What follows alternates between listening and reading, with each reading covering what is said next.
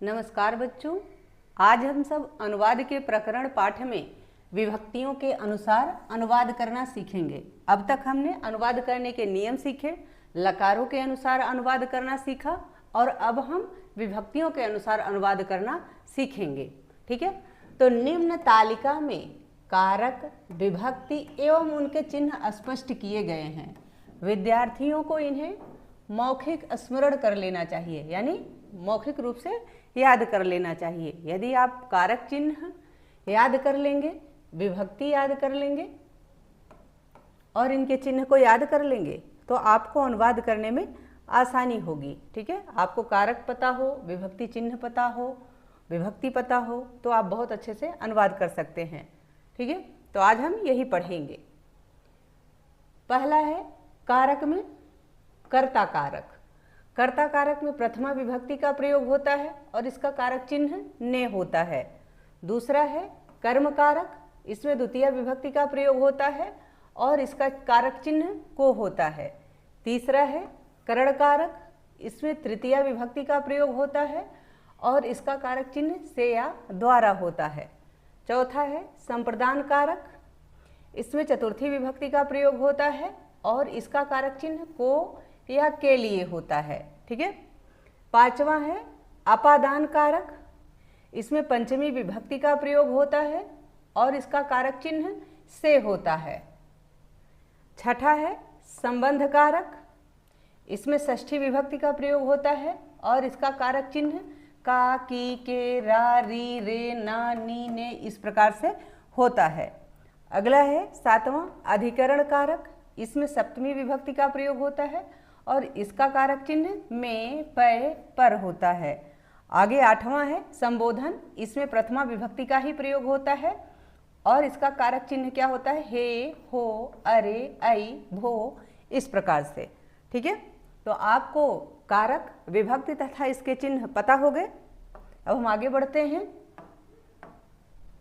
अब हम विभक्तियों का प्रयोग करना सीखेंगे। ठीक है, तो पहले हम राम शब्द का विभिन्न विभक्तियों में प्रयोग करना सीखेंगे, यानी राम के रूप को लेते हैं और उसी से सारी विभक्तियों में उसका प्रयोग करना सीखते हैं। राम का रूप सबसे सरल होता है, यानी बच्चों को बहुत जल्दी याद होता है, बहुत जल्दी याद करते हैं, इसीलिए मैंने इसको लिया है। और पठ धातु भी हमने पिछली वीडियो में जो लकार लिया था इसीलिए लिया था क्योंकि बच्चे उसको बहुत जल्दी याद करके रखते हैं।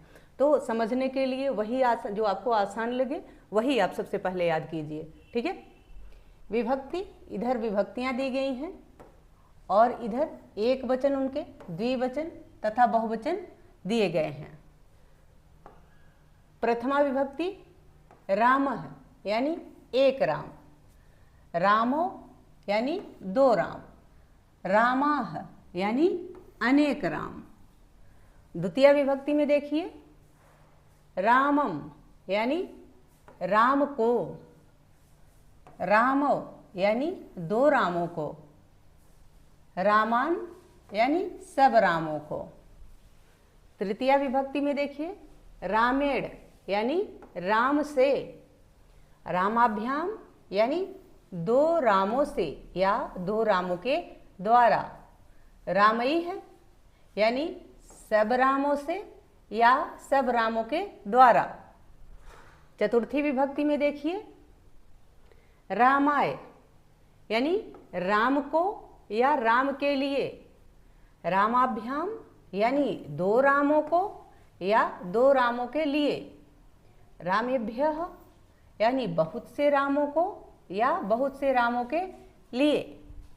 पंचमी विभक्ति देखिए रामात, रामात यानी राम से, रामाभ्यम, रामाभ्याम मत यानी दो रामों से, रामेभ्यः यानी सब रामों से। षष्ठी विभक्ति में देखिए रामस्य, रामस्य यानी राम को, रामयोः यानी दो रामों का, की, के, रामाणाम यानी सब रामों का, सब रामों की, सब रामों के, इस प्रकार से। ठीक है, आगे देखते हैं सप्तमी विभक्ति रामे। सप्तमी विभक्ति में रामे यानी राम पर, राम में।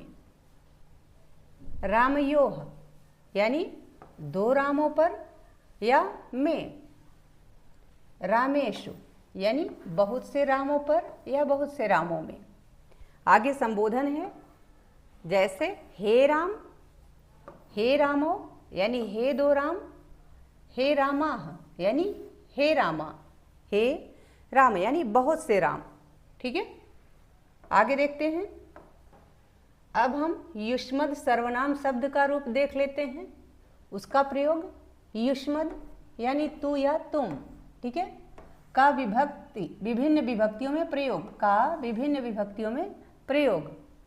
यहाँ विभक्ति दी गई है, इधर एक वचन, द्विवचन तथा बहुवचन है। ठीक है, प्रथमा विभक्ति में युष्मद का रूप होता है त्वम यानी तू या तुम। युवाम यानी तुम दोनों। यूयम यानी तुम सब। द्वितीया त्वाम देखो, द्वितीया में त्वाम होता है और तुझको या तुमको। इस प्रकार से युवाम यानी तुम दोनों को, युष्मान यानी तुम सब को। तृतीया विभक्ति का प्रयोग देखिए, त्वया यानी तुझसे या तेरे द्वारा, तुमसे या तुम्हारे द्वारा। युवाभ्याम यानी तुम दोनों से या तुम दोनों के द्वारा। युष्माभि यानी तुम सब से या तुम सब के द्वारा। ठीक है, चतुर्थी विभक्ति में प्रयोग देखिए, तुभ्यम यानी तेरे लिए या तुम्हारे लिए। युवाभ्याम यानी तुम दोनों के लिए।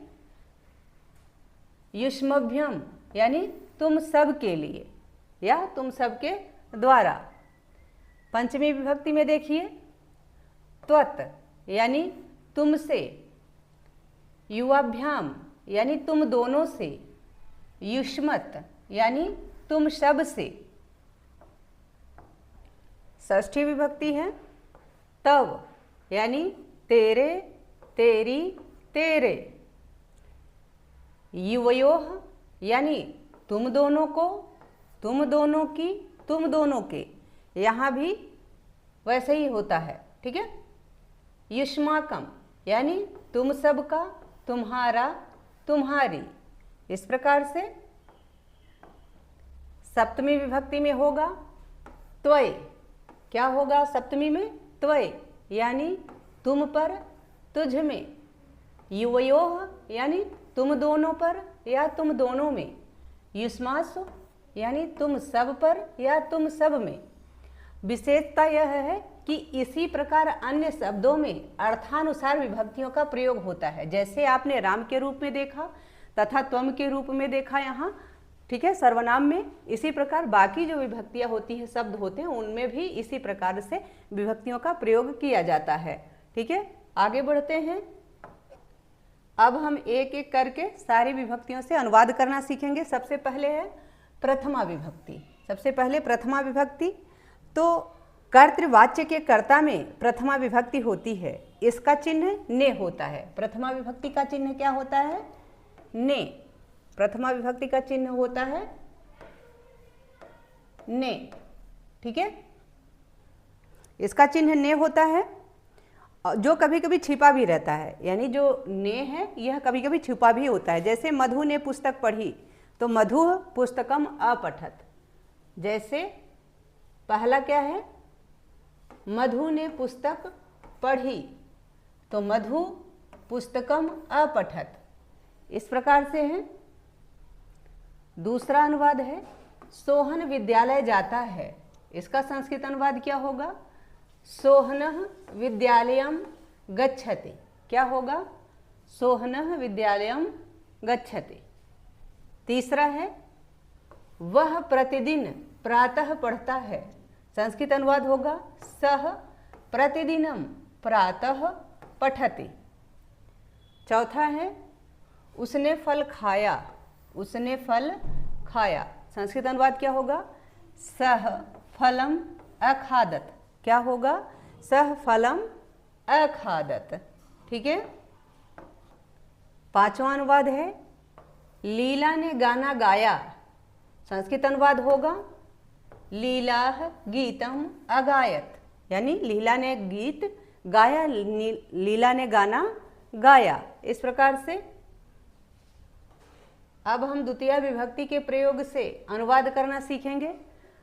कर्ता अपनी क्रिया के लिए, कर्ता अपनी क्रिया के लिए जिसे सबसे अधिक चाहता है उसे कर्म कहते हैं, तथा कर्म में द्वितीय विभक्ति होती है। जैसे मोहन पाठशाला जाता है तो मोहनः पाठशालाम गच्छति। राम पुस्तक पढ़ता है तो रामः पुस्तकम पठति। ये जो पुस्तकम है इसी में द्वितीय विभक्ति का प्रयोग हुआ है। ठीक है, यानी राम पुस्तक को पढ़ता है। ठीक है, आगे भी कुछ वाक्य दिए गए हैं, कुछ अनुवाद दिए गए हैं, उसको भी समझ लेते हैं। पहला है राम विद्यालय गया, संस्कृत अनुवाद होगा रामः विद्यालयम अगच्छत। दूसरा है उस छात्र ने कार्य किया, संस्कृत अनुवाद होगा सह छात्रः कार्यम अकरोत्। तीसरा है ये लोग घर गए, संस्कृत अनुवाद क्या होगा इमे पुरुषाः गृहम अगच्छन्। चौथा है वे दोनों मृग दौड़े, संस्कृत अनुवाद होगा तौ मृगौ अधावताम। पांचवा है तुमने दूध पिया, संस्कृत अनुवाद होगा त्वं दुग्धम अपिबः। क्या होगा त्वं दुग्धम अपिबः। ठीक है, अगली विभक्ति का प्रयोग देखते हैं।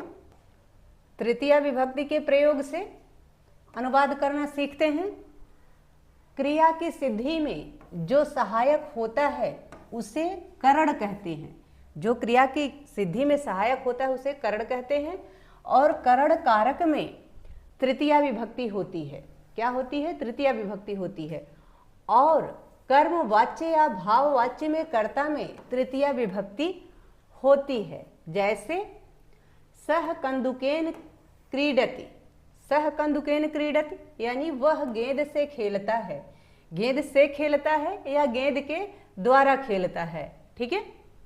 सह दंडेन चलति यानी वह दंडे से चलता है। वह दंडे से चलता है यानी दंडे से चलता है या दंडे के द्वारा चलता है। रामेण गृहम गम्यते यानी राम घर को जाता है। ठीक है। और भी कुछ उदाहरण देख लेते हैं इसके। अनुवाद यहाँ कुछ दिए गए हैं। पहला है किसान हल से भूमि जोतता है यानी हल से जोतता है या हल के द्वारा जोतता है। संस्कृत अनुवाद क्या होगा? कृषकः हलेन भूमिम कर्षति। ठीक है। दूसरा वाक्य है राम जल से खेत सींचता है। इसका संस्कृत अनुवाद होगा रामः जलेन क्षेत्रम सिंचत यानी राम जल से खेत सींचता है या जल के द्वारा खेत सींचता है। तीसरा वाक्य है वे परिश्रम से अन्न पैदा करते हैं। संस्कृत अनुवाद क्या होगा? ते परिश्रमेण अन्नम उत्पादयन्ति यानी वे परिश्रम के द्वारा या परिश्रम से अन्न उत्पन्न करते हैं, अन्न पैदा करते हैं। तो ते परिश्रमेण अन्नम उत्पादयन्ति। चौथा वाक्य है धन से सुख होता है। संस्कृत अनुवाद क्या होगा? धनेन सुखम भवति यानी धन से सुख होता है या धन के द्वारा सुख होता है। पांचवा वाक्य है ये छात्राएं ध्यान से पढ़ती हैं। संस्कृत अनुवाद क्या होगा? इमाः छात्राः ध्यानेन पठन्ति यानी ये छात्राएं ध्यान से पढ़ती हैं या ध्यान लगा के पढ़ती हैं, ध्यान के द्वारा पढ़ती हैं। ठीक है। इस प्रकार से अगली विभक्ति का प्रयोग देखते हैं। चतुर्थी विभक्ति यानी चतुर्थी विभक्ति से बने हुए अनुवाद कैसे बनाए जाते हैं? जिसे कुछ दिया जाए उसे संप्रदान कहते हैं यानी जिस किसी को कुछ दिया जाए उसे क्या कहते हैं? संप्रदान कहते हैं।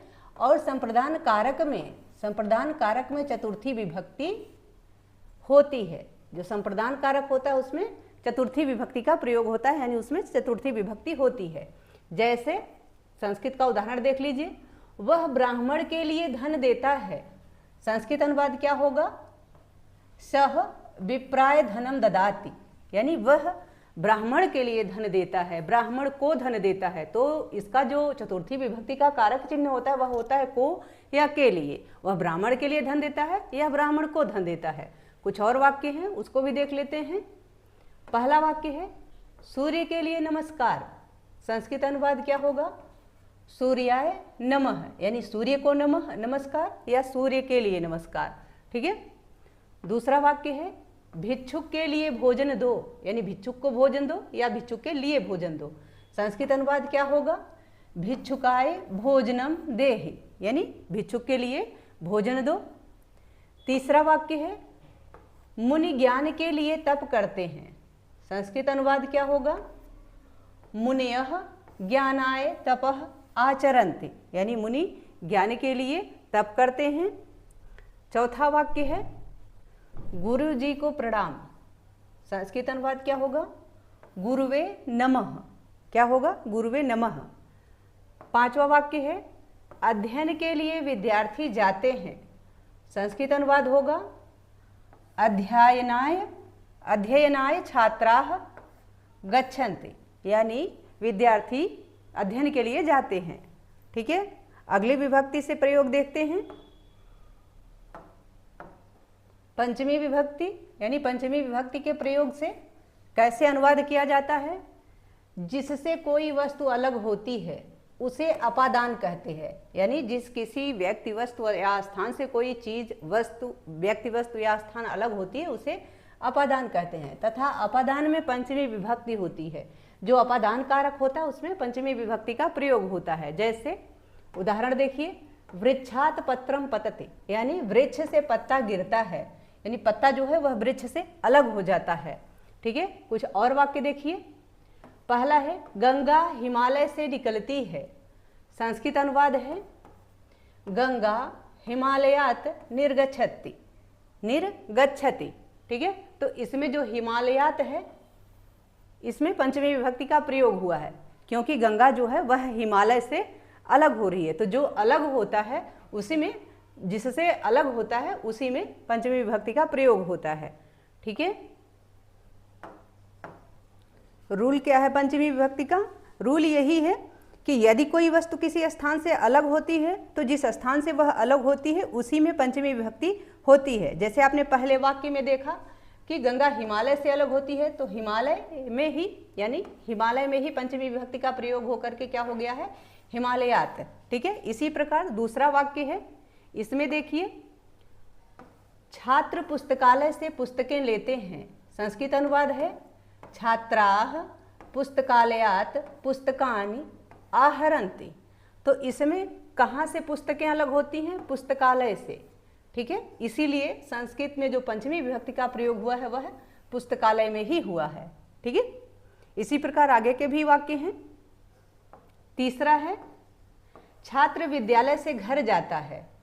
संस्कृत अनुवाद है छात्रः विद्यालयात गृहं गच्छति। तो कहाँ से घर जाता है? विद्यालय से। छात्र विद्यालय से अलग होता है, इसलिए यहाँ पंचमी विभक्ति का प्रयोग कहाँ हुआ है? विद्यालय में, विद्यालयात हो गया है। ठीक है। आगे है चौथा बालक घरों से आते हैं। संस्कृत अनुवाद होगा बालकाः गृहेभ्यः आगच्छन्ति, यानी कहाँ से अलग होते हैं बच्चे? घरों से। घरों से अलग होते हैं, इसीलिए यहीं पे गृहेभ्यः, यहीं पे पंचमी विभक्ति का प्रयोग हुआ। ठीक है। ये बहुवचन है घरों, इसी वजह से यहाँ भी बहुवचन का रूप लगा हुआ है। ठीक है। पांचवा वाक्य है राम प्रयाग से वन जाता है। तो संस्कृत अनुवाद है रामः प्रयागात वनम गच्छति। तो कहाँ से अलग हो रहा है राम? प्रयाग से। प्रयाग से अलग हो रहा है, इसीलिए प्रयागात में पंचमी विभक्ति का प्रयोग हुआ है। ठीक है। आगे है षष्ठी विभक्ति। षष्ठी विभक्ति यानी संबंध कारक, जिससे किसी का संबंध बताया जाए वहां षष्ठी विभक्ति का प्रयोग होता है। जैसे वाक्य देखिए, पहला वाक्य गंगा का जल अति पवित्र है। तो गंगा का जल, यहाँ गंगा का जल से संबंध बताया गया है कि वह अति पवित्र है। ठीक है। तो पंचमी षष्ठी विभक्ति का प्रयोग कहाँ हुआ? गंगा में। गंगा याह हो गया, षष्ठी विभक्ति का प्रयोग हो गया, यानी गंगा का। गंगा का जल, तो जल का किससे संबंध बताया गया है? गंगा से। तो जिससे संबंध बताया जाता है उसी में षष्ठी विभक्ति का प्रयोग होता है, इसीलिए गंगा में ही षष्ठी विभक्ति का प्रयोग हुआ है। ठीक है, अगला वाक्य देखते हैं दूसरा। मोहन किस प्रयोजन से यहाँ रहता है? संस्कृत अनुवाद होगा मोहनः कस्य प्रयोजनस्य कृते अत्र निवसते। तो यहाँ संबंध किससे बताया गया है? प्रयोजन से, इसीलिए प्रयोजन में ही षष्ठी विभक्ति का प्रयोग हुआ है। ठीक है, अगला वाक्य देखिए तीसरा। वह छात्र पढ़ने के लिए यहाँ रहता है। संस्कृत अनुवाद होगा सह छात्रः पठनस्य हेतोः अत्र निवसति। किस लिए यहाँ रहता है? पढ़ने के लिए। तो उसका संबंध किससे बताया गया है? पढ़ने से बताया गया है, इसीलिए पढ़ने में ही षष्ठी विभक्ति का प्रयोग हुआ है और आपका शब्द बन गया है पठनस्य। ठीक है, आगे है चौथा वाक्य। राम दशरथ का पुत्र था, यानी राम दशरथ के पुत्र थे। ठीक है, संस्कृत अनुवाद क्या होगा? रामः दशरथस्य पुत्रः आसीत्, यानी राम दशरथ के पुत्र थे। तो राम का दशरथ के साथ संबंध बताया गया है, इसी वजह से दशरथस्य में ही षष्ठी विभक्ति का प्रयोग हुआ है। ठीक है, आगे पांचवा वाक्य देखिए। घर के आगे वृक्ष है। घर के आगे वृक्ष है, यहाँ वृक्ष का संबंध घर के आगे से, घर से बताया गया है, इसीलिए गृहस्य यानी घर में ही षष्ठी विभक्ति का प्रयोग हुआ है। ठीक है, कि गृहस्य अग्रे वृक्षः अस्ति, इस प्रकार का संस्कृत अनुवाद हो गया इसका। छठा है जैसे छठा वाक्य। यह राम की पुस्तक है। संस्कृत अनुवाद हुआ इदम रामस्य पुस्तकम अस्ति। तो यहाँ पुस्तक का संबंध किससे बताया गया है? राम से बताया गया है, इसीलिए रामस्य जो है राम में ही षष्ठी विभक्ति का प्रयोग हुआ और रूप क्या बन गया? रामस्य। रूप क्या हो गया यहाँ? रामस्य। ठीक है, आगे देखते हैं सप्तमी विभक्ति, जिसमें यानी अधिकरण कारक, जिससे आधार का बोध होता है उसमें सप्तमी विभक्ति का प्रयोग होता है, यानी जिससे आधार का ज्ञान हो उसमें सप्तमी विभक्ति का प्रयोग किया जाता है। आदर्श वाक्य यानी कुछ उदाहरण आपके लिए, जैसे कुएं में जल है। कुएं में जल है, इसमें आप देखिए कूप जो जल का आधार है, इसीलिए संस्कृत वाक्य में कूपे में सप्तमी विभक्ति का प्रयोग किया गया है। किसमें? कूपे में सप्तमी विभक्ति का प्रयोग किया गया है, क्योंकि कुआं ही जल का आधार है। जल का आधार क्या है? कुआं है, कि कुएं में जल है, इसीलिए कूपे में क्या है? सप्तमी विभक्ति का प्रयोग किया गया है। दूसरा वाक्य है वह नदी में नहाता है। शह नद्याम स्नाति। तो नदी में नहाता है, आधार नदी है, इसीलिए नदी में ही सप्तमी विभक्ति का प्रयोग किया गया है कि नद्याम। ठीक है, शह नद्याम स्नाति, ये सह है।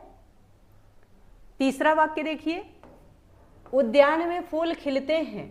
संस्कृत अनुवाद है उद्याने पुष्पाणि विकसन्ति। तो फूल का आधार क्या है? उद्यान, इसीलिए उद्याने में सप्तमी विभक्ति का प्रयोग किया गया है।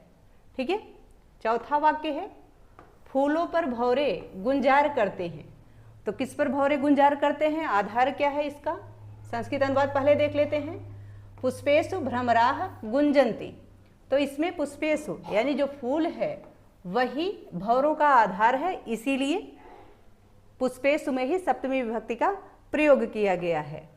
ठीक है, आगे है पांचवा वाक्य, पुस्तकालय में पुस्तकें हैं।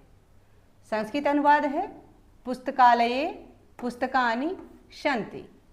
ठीक है, तो आधार क्या है पुस्तकों का? पुस्तकालय, इसीलिए पुस्तकालय में ही सप्तमी विभक्ति का प्रयोग हुआ है। किसमें हुआ है? पुस्तकालय में। शब्द क्या बना? पुस्तकालये, पुस्तकालये पुस्तकानि सन्ति। छठा वाक्य देखिए, मनुष्यों में गांधी श्रेष्ठ थे। संस्कृत अनुवाद क्या है? मनुष्येषु गांधी श्रेष्ठः आसीत्। तो मनुष्यों में जो आधार गांधी का किसको बताया गया है? मनुष्यों को। कि मनुष्यों में गांधी श्रेष्ठ थे, इसीलिए मनुष्येषु यहाँ सप्तमी विभक्ति हुआ। ठीक है, मनुष्यों में ही सप्तमी विभक्ति का प्रयोग हुआ। आगे वाक्य है 7वां, पर्वतों में हिमालय श्रेष्ठ है। संस्कृत अनुवाद है पर्वतेषु हिमालयः श्रेष्ठः अस्ति। तो यहाँ पर्वतों में आधार बताया गया है। आधार किस में बनाया गया है? पर्वतों में, इसीलिए पर्वतेषु, पर्वत शब्द में ही सप्तमी विभक्ति का प्रयोग हुआ। ठीक है, 8वां है, 8वां वाक्य, लड़के के रोते रहने पर माता चली गई। संस्कृत अनुवाद क्या होगा? रुदति शिशो माता जगाम। तो यहाँ आधार क्या है? शिशु, जो उसका बच्चा है वह आधार है, इसीलिए इसी में सप्तमी विभक्ति का प्रयोग हुआ, शिशु हो गया। ठीक है, आशा है कि यह अनुवाद का प्रकरण पाठ आप सबको बहुत अच्छे से समझ में आ गया होगा। विभक्तियों के अनुसार अनुवाद करना आपको बहुत अच्छे से आ गया होगा। जो संबोधन होता है उसमें सिर्फ पुकारने के लिए वह होता है, यानी हे राम, इस तरीके से आप हे लक्ष्मण, हे भरत, इस प्रकार से आप संबोधित कर सकते हैं, इसीलिए उसके वाक्य नहीं बनाए गए, उसमें प्रथमा विभक्ति का ही प्रयोग होता है। यह विभक्तियों के अनुसार जो आपको अनुवाद बताए गए, आशा है कि आपको बहुत अच्छे से समझ में आ गया होगा। यदि इस पाठ से संबंधित या वीडियो से संबंधित कोई सुझाव हो या आपकी कोई क्वेरी हो, प्लीज़ कमेंट बॉक्स में अवश्य लिखिएगा। वीडियो पसंद आए तो इसको लाइक करें, शेयर करें, चैनल पर नए हैं तो प्लीज़ इसे सब्सक्राइब अवश्य करें। बहुत बहुत धन्यवाद।